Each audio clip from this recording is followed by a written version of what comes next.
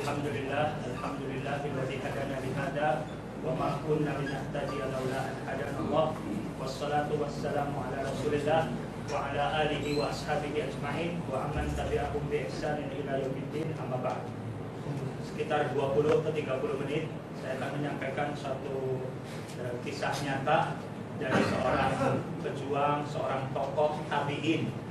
Tabi'in itu adalah orang yang hidup di zaman sahabat radhiyallahu anhum dan beriman sampai meninggalnya dalam keadaan beriman dan sebagai seorang muslim. Adapun sahabat, mohon dengan hormat mungkin baru bisa berdiri. Oh ya. Nanti kalau ada yang perlu berdiri, saya berdiri. Soalnya ada yang perlu saya baca juga, Pak. Dari tulisan gitu ya. Nanti pada saat itu kita gabungkan.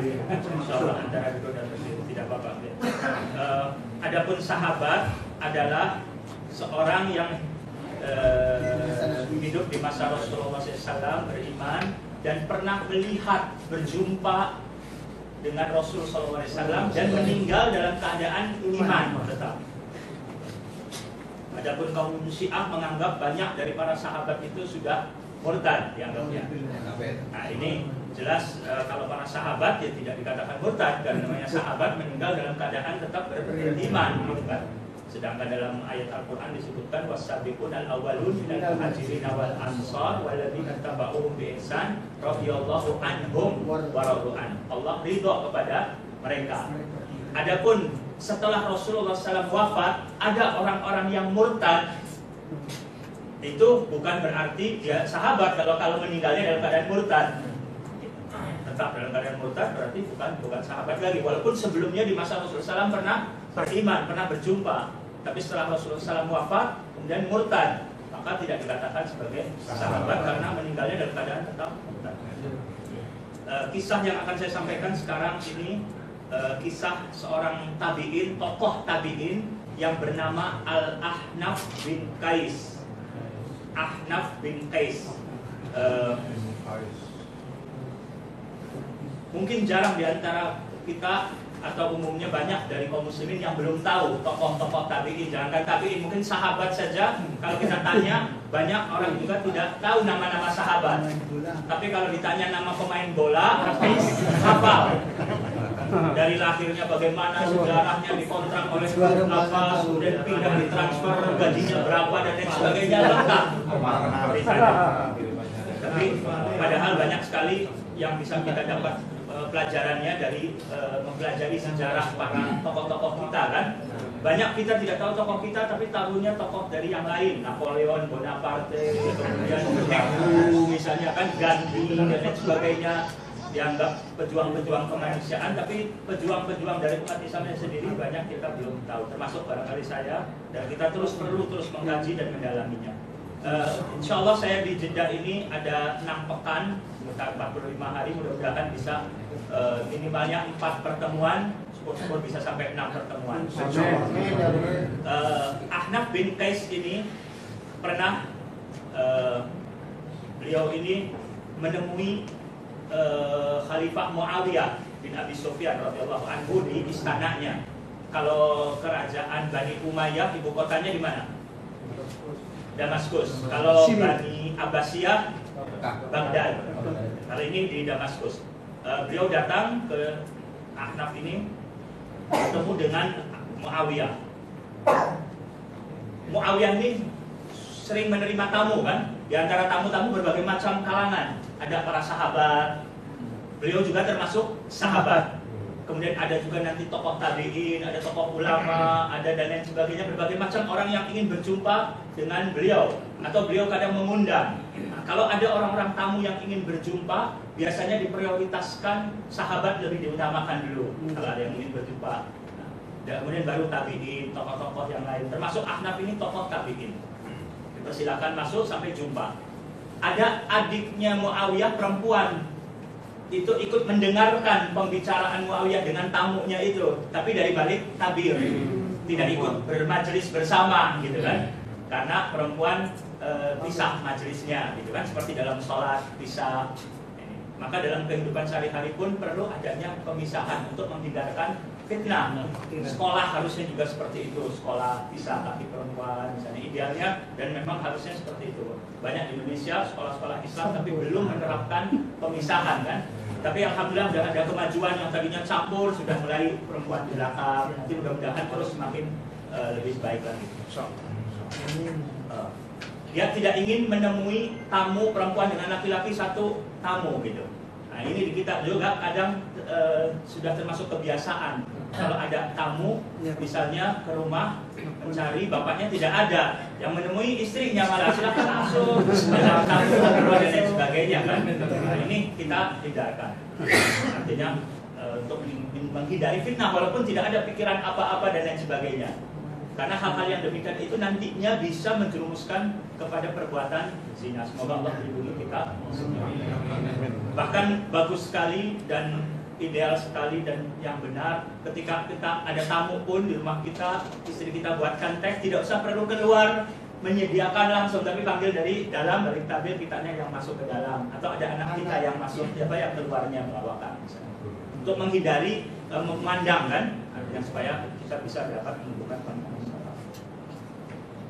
Ada suatu adik Muawiyah yang perempuan ini bukan nguping artinya tanpa izin dari kakaknya, dia tentu izin karena ingin mendapatkan ilmu. Dari pembicaraan itu sering ada ayat-ayat Quran, hadis Nabi SAW, hikmah, pelajaran, syair-syair, puisi dan lain sebagainya. Itu yang dia dapatkan pelajaran yang banyak dari para tamunya tadi. Jadi semangatnya untuk menuntut ilmu, walaupun dia seorang perempuan, walaupun tidak bisa ikut langsung di majelis, tapi di balik tabir. Itu yang kita bisa dapat manfaat. Kemudian Muawiyah mengatakan, demi Allah, wahai Ahnaf, setiap kali aku ingat perang Siffin dan betapa Anda memihak kepada Ali radhiyallahu anhu, kemudian meninggalkan kami, rasa kesal di hatiku tidak akan bisa terobati. Pernah ada terjadi perselisihan di antara sahabat. Ada perang Jamal, perang Siffin kan. Nah, pada perang Siffin, Ahnaf memihaknya kepada Ali radhiyallahu anhu. Ahnaf menjawab, demi Allah wahai Muawiyah, rasa benci pun masih melekat di hati kami. Dan pedang-pedang yang kami pakai untuk melawan Anda pun masih ada di tangan kami. Bila Anda maju selangkah, kami akan maju 10 langkah. Bila Anda maju dengan berjalan, kami akan maju dengan berlari. Demi Allah kami kesini bukan untuk mengemis dari Anda, atau karena takut gertakan murka Anda. Kami datang kemari untuk menguatkan hubungan yang retak di antara kita, menyatukan pendapat dan menyatukan kaum muslimin. Nah, perselisihan itu tercela. Bukan berarti sahabat dulu aja pernah berselisih, bahkan pernah perang, bunuh-bunuhan. Apalagi sekarang berarti tidak sampai bunuh-bunuhan, ya sudah hal yang wajar, bukan? Perselisihan dilarang. Ya kan, wala tafarraqu, jangan bercerai-berai, jangan berselisih. Sumbernya perselisihan ketika seseorang menyimpang dari jalan Allah, itu mereka yang sebenarnya membuat perselisihan. Ketika kita mengajak kepada kebenaran, malah kita dituduh sebagai memecah belah. Maka itu kita perlu sabar. Mereka adalah saudara kita. Bagaimana kita upayakan untuk mendakwahi mereka dengan jiwa kasih sayang, ada rasa kecintaan. Dari seorang bapak kepada anaknya, seolah-olah dari seorang dokter untuk pasiennya. Sehingga mudah-mudahan umat bisa diredam perselisihan, bukan semakin kita kompori. Banyak orang itu yang mukhlis mencari kebenaran tapi salah jalan dalam menimba ilmunya. Dapat ilmunya dari orang-orang yang salah, sehingga dia dapatkan syubhat-syubhat, kerancuan. Tapi dia anggap sebagai suatu kebenaran. Mereka cinta kepada Allah, ingin berkorban, berjuang. Maka perlu diselamatkan mereka, perlu dirangkul, dibimbing. Bukan malah semakin didorong gitu kan. Nah, kita perlu sabar. Jangan sampai teman-teman atau kita semua ini dalam mendakwahinya dengan kata-kata yang kasar, dengan tanpa akhlak, yang membuat akhirnya orang lari. Padahal yang disampaikan kita kebenaran, tapi cara kitanya tidak santun. Ini juga menunjukkan pelajaran tadi, Ahnaf tidak rasa takut kepada datang kepada penguasa, pejabat, karena tidak ada kepentingan. Bukan mau cari dunia, bukan mau cari uang, bukan mau cari bantuan untuk pondok pesantrennya, dan sebagainya, tidak. Sekarang umum kalau orang mau jadi pejabat, pilkada dan lain sebagainya, datang ke pondok-pondok. Banyak para kiai diperalat dengan cari, dengan diberi dana bantuan, nanti akhirnya jadi pendukung. Jangan sampai seperti itu. Seorang ulama, seorang pejuang adalah orang yang benar-benar tidak terpengaruh dengan dunia. Dia ketika datang kepada penguasa menginginkan kemaslahatan umat, kalaupun datang untuk mengingatkan amar ma'ruf nahi munkar. Kalaupun didatangi pun menerima tamu, tapi untuk bantuan-bantuan dia tidak mau menerima. Kita yakin pada Allah, tawakal pada Allah, dan menerima bantuan dari orang-orang yang benar-benar mukhlis. Karena takut kalau bantuan dari penguasa ada maksud-maksudnya. Nanti kita susah untuk bisa amar ma'ruf nahi munkar. Walaupun kita bukan mengajak untuk berontak kepada mereka, malah kita doakan semoga Allah berikan hidayah pada kami dan pada penguasa kaum muslimin. Tapi jangan sampai kita menjadi alat-alat dari penguasa untuk membenarkan kebatilan mereka, jangan. Kemudian setelah pulang, Ahnaf bin Qais pulang. Dia itu fisiknya ternyata dia seorang yang bertubuh kecil, pendek gitu ya, kepalanya botak, dagunya miring, matanya cekung, dan kedua kakinya bengkok. Jadi secara fisiknya dia banyak kekurangan, tapi luar biasa karena ketinggian akhlak, keberanian, ibadahnya. Dia ahli puasa, ahli sholat malam, dia pejuang dengan menjadi pejuang yang tangguh. Namanya harum. Dan dia dikenal dalam permisalan bahasa Arab, dalam untuk bangsa Arab dikatakan kalau ada orang yang sangat sabar, dikatakan ahlam minal Qais. Dia lebih sabar daripada Qais. Ahnaf bin Qais minal Ahnaf. Ahlam minal Ahnaf. Maksudnya Ahnaf ini orang yang sangat sabar dan santun, tahan emosi, luar biasa. Ini kelebihannya. Pernah suatu hari dia dicaci maki, dicela oleh orang, dia tetap aja diam, tenang. Sampai orang yang mencaci itu udah capek sendiri, akhirnya dia gigit jarinya. Berarti saya ini nggak dinilai sama dia, dianggap nggak berharga saya ini, karena nggak diladeni. Jadi bukan istilahnya bukan lawan kita lah, bukan tandingan kita, tapi kita tidak merendahkan mereka. Tapi kalau kita meladeni, ada orang yang mencela kita, kita ladeni, akhirnya orang itu jadi terkenal, jadi malah jadi diperhatikan kan, berarti. Tapi kalau kita tidak peduli, bukan kita tanpa anti kritik, bukan. Kalau kritik benar kita terima. Tapi kalau fitnah-fitnahan, dituduh-tuduh terus, kita selalu mengklarifikasi, membela diri, capek kita. Tidak, biarkan saja, gitu kan. Kemudian Ahnaf juga pernah lagi dicaci maki sama orang, dia berjalan menuju Basrah. Sampai sudah mau masuk pintu Basrah, dia bilang, nanti kamu sekarang selesaikan dulu caciannya kepada saya. Sebelum nanti saya masuk Basrah, nanti kamu bisa dipukuli orang. Karena dia dicintai oleh kaumnya. Nggak ada yang mau. Makanya di sini dikatakan, saya bacakan lagi di sini ya. Ummul Hakam menoleh pada kakaknya, wahai Amirul Mukminin, siapakah orang itu berani benar mengancam khalifah di istananya? Muawiyah menghela nafas panjang lalu berkata, begitulah, jika dia sedang marah, niscaya 100.000 penduduk Bani Tamim akan ikut marah juga tanpa tahu sebabnya. Dia adalah Ahnaf bin Qais, pemuka Bani Tamim dan pahlawan bangsa Arab. Jadi kalau dia marah, orang-orang itu sampai ribuan jumlahnya ikut marah. Karena apa? Cintanya kepada Ahnaf. Nah, kenapa bisa sampai cintanya kepada Ahnaf? Karena kepribadiannya, kualitas keimanan, keakhlaknya yang mulia membuat orang cinta. Dia tidak egois. Dia selalu berbagi dengan teman-temannya. Dia membantu, suka menolong dan lain sebagainya yang membuat orang lain cinta. Ahnaf padahal tabi'in, bagaimana dengan sahabat? Bagaimana dengan Rasulullah SAW dengan akhlaknya yang mulia? Sampai sahabat berebut untuk jadi tamengnya Rasul SAW. Jangan sampai ada duri yang mengganggu Nabi SAW. Sehingga kalau dalam peperangan ada panah ke apa, mereka sahabat yang jadi tameng. Biar saya mati tapi Rasulullah SAW jangan meninggal. Nah, itu karena kecintaan, berani berkorban. Bukti dari suatu cinta itu adalah pengorbanan. Kita berusaha untuk berakhlak yang baik, beribadah, beriman yang benar, membantu orang dan lain sebagainya. Dengan sifat-sifat yang demikianlah Islam akan jaya, akan tersebar. Masuk Islam ke Indonesia karena akhlak dari para dai-nya yang baik.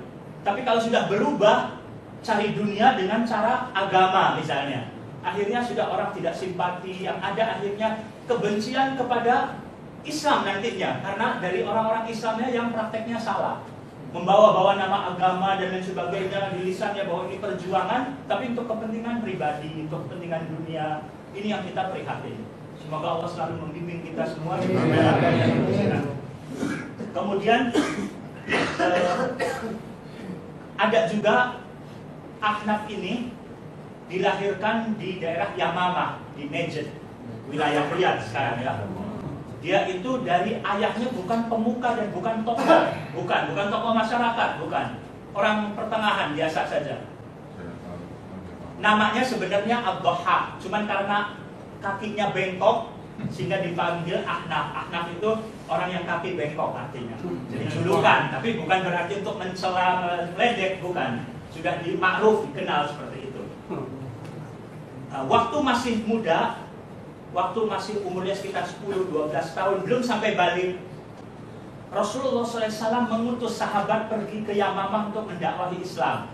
Ahnaf ada waktu itu. Sampai beberapa tahun sebelum Rasulullah SAW meninggal, sahabat itu mengajak orang-orang tua untuk masuk Islam. Banyak orang tua pada kebingungan mendengar dakwah Islam itu, saling pandang, gimana nih, terima atau tidak. Ahnaf yang masih kecil langsung bilang ke orang tua, mau nunggu apa lagi? Ini dakwah yang benar, mengajarkan kepada tauhid, ke akhlak yang mulia. Sudah, kita masuk Islam segera, jangan ragu-ragu.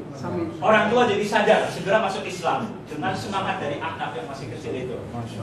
Sampai akhirnya mereka datang kepada Rasulullah SAW, utusan. Tapi Ahnaf tidak terpilih karena masih kecil. Jadi orang-orang tua yang datang kepada Rasulullah SAW. Tapi sahabat ada yang menceritakan, ya Rasulullah, waktu saya dakwah di sana, asalnya para orang tua ragu. Terus ada anak kecil yang namanya Ahnaf, dia yang memberikan semangat untuk masuk Islam. Akhirnya orang tua pada masuk Islam. Rasulullah SAW mendoakan, semoga Allah mengampuni Ahnaf. Ahnaf tidak tahu, sampai meninggalnya Rasulullah SAW tidak pernah berjumpa muka, sehingga dikatakan bukan sahabat, tapi tabi'in. Padahal hidup di masa Rasulullah SAW. Ketika di zaman pemerintahan Umar radhiyallahu anhu, dia tawaf. Waktu tawaf, sahabat yang pernah mendakwahi itu ada. Ahnaf, saya ingat tidak waktu saya pergi dakwah ke sana? Tidak. Kamu yang memulai memberikan semangat. Saya sampaikan kepada Rasul SAW cerita ini. Ahnaf tidak tahu tadinya. Ternyata Rasul mendoakan Anda, Rasulullah SAW. Ya Allah, Ahnaf gembira sekali. Seandainya saya hanya doa Rasul Shallallahu Alaihi Wasallam, saya sangat berharap mudah-mudahan saya selamat di akhirat dengan sebab doa dari Rasulullah Shallallahu Alaihi Wasallam ini. Yang paling saya harapkan dari kebaikan saya di akhirat itu doanya Rasul SAW. Bukan karena amalnya dia, perjuangannya dia, dianggap tidak ada apa-apanya, itu masih kecil. Di zaman Umar radhiyallahu anhu jadi khalifah, dia jadi pejuang, jadi tentara. Tentara biasa, bukan jadi komandan, pemimpin waktu. Tapi dia di tengah kaumnya di Bani Tamim jadi pemimpin. Waktu di Basrah berperang dengan tentara Persia, Umar bin Khattab mengirim surat kepada komandan untuk mengirim 10 orang prajurit untuk ke Madinah. Umar mau tanya tentang perkembangan keadaan kaum muslimin di sana, tapi lewat prajurit-prajuritnya. Ini juga satu kelebihan dari seorang penguasa yang adil. Ketika ingin tahu keadaan umat kaum muslimin, tidak hanya nanyanya kepada gubernur saja. Kalau nanyanya kepada pejabat, biasanya jawabannya semua baik semua. Gimana kok semua hebat semua gitu kan? ABS. Tapi yang sesungguhnya tidak tahu. Maka di antara cara beliau adalah juga dari para pejuang-pejuang yang lain ditanya, bahkan juga kirim orang juga, Umar radhiyallahu anhu kirim orang ke suatu tempat untuk melihat keadaan, nanti memberitahukan gitu. Sampai 10 orang datang, termasuk Ahnaf yang paling muda di antara prajurit yang dikirim itu. Lalu Umar tanya kepada masing-masing, apa kebutuhan kaum muslimin di sana dan apa kebutuhan Anda? Masing-masing menjawab, wahai Amirul Mukminin, Anda adalah khalifahnya kaum muslimin. Jadi kalau urusannya kebutuhannya kaum muslimin, Anda lebih tahulah dari saya. Tapi yang kebutuhan saya pribadi adalah ini, itu, dan seterusnya disampaikan. Nanti yang kedua pun seperti itu. Ahnaf ditanya paling terakhir. Ahnaf bilang, ya Amirul Mukminin, Anda sebagai pemimpin punya kewajiban untuk memperhatikan rakyat. Sedangkan banyak tentara-tentara yang Anda kirim ke Mesir, mereka hidupnya nikmat makmur di sana. Banyak kebun-kebun, banyak makanan, buah-buahan. Kemudian yang Anda kirim juga ke Syam, ke daerah Syam, Suriah, Palestina, daerah sana ya, Yordan, itu pun luar biasa makmur. Tapi yang Anda kirim ke Basrah, Basrah itu tempat yang sangat tandus, juga di sampingnya laut juga, yang sangat asin sekali. Daerahnya kering, maka perlu diperhatikan rakyat di sana lebih baik lagi. Jadi dia sama sekali tidak menceritakan kebutuhan dia pribadinya, justru kebutuhan umat yang disampaikan. Juga tentara-tentara yang ada di perbatasan negeri, mereka perlu diperhatikan. Tolong wahai Amirul Mukminin, Anda kirim surat ke gubernur, itu saran dari saya, supaya gubernur di Basrah membuat aliran sungai, bikin sungai air supaya bisa mengaliri tanah-tanah di sana supaya bisa subur. Umar kagum luar biasa radhiyallahu anhu dengan kecerdasannya, dengan keakhlaknya yang terpuji. Sampai tanya kepada yang lain, kenapa kalian mintanya kebutuhan pribadi semua? Enggak ada yang seperti Ahnaf. Dah yang 9 pulang, Ahnaf diam di sini, jangan pulang. Tinggal setahun lamanya, kata Umar. Saya mau didik dia. Sampai akhirnya belajar banyak dari Umar radhiyallahu anhu. Setahun lamanya dibina dan berkader oleh Umar radhiyallahu anhu. Karena Umar juga khawatir, karena dia itu pandai berbicara. Kalau tidak benar-benar dididik dengan keimanan yang benar, nanti bisa jadi disalahgunakan. Orang yang pandai bicara, tapi tidak karena ada rasa takut dan cinta kepada Allah, itu bisa akhirnya seperti orang munafik.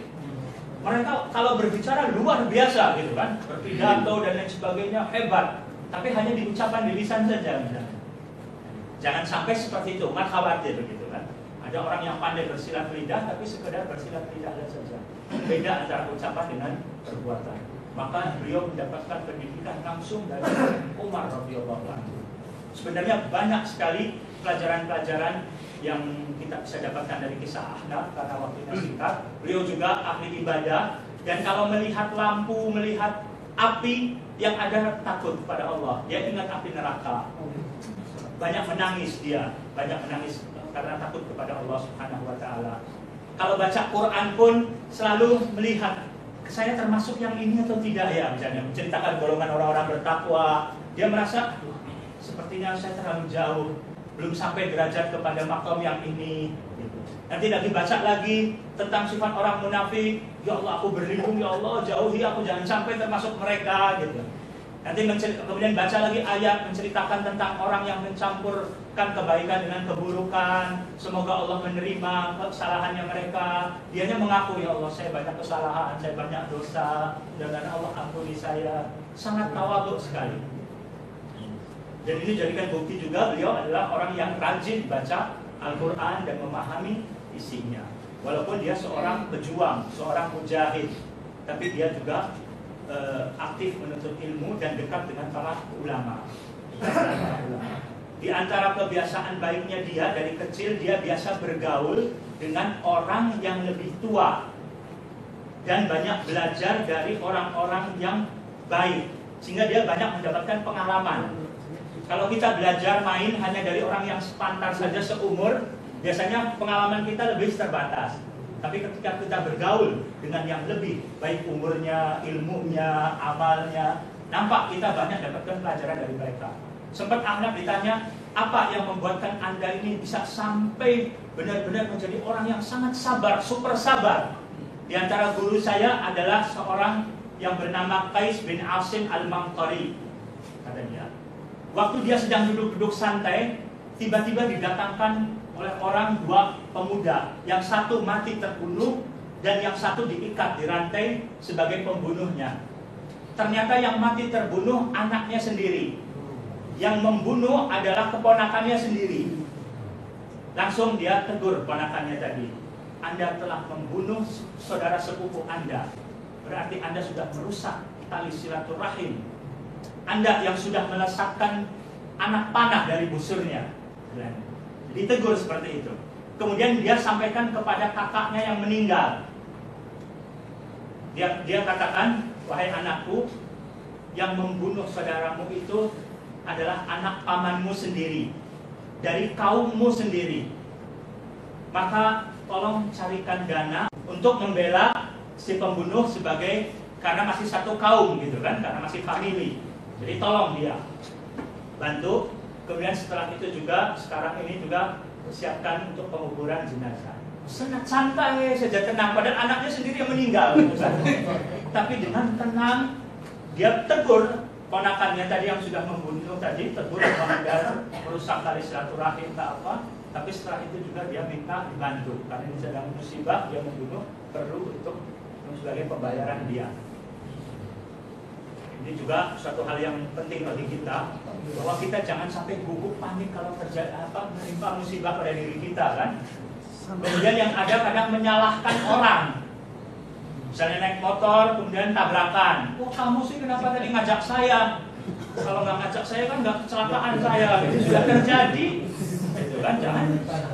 Masalah takdir jangan sampai terus kita nyalahkan anak kita ataupun yang lain dan lain sebagainya. Sudah terjadi, qadarullah wa masya'allah, sudah maktub gitu kan, sudah nggak bisa dikembalikan lagi. Ahnaf pun dalam kehidupannya pernah punya anak kecil, masih anak kecil, masih anak itu artinya mungkin sekitar 2 tahun ataupun sekitar itu. Ada budaknya membawa marag, sayur yang sangat panas sekali, kemudian tersandung, tumpah marag yang panas mendidih itu menimpa anaknya. Chevrolet. Ada mobil Chevrolet yang 5590 Chevrolet merah. Chevrolet merah yang diminta untuk sampai bayar tapi mana saya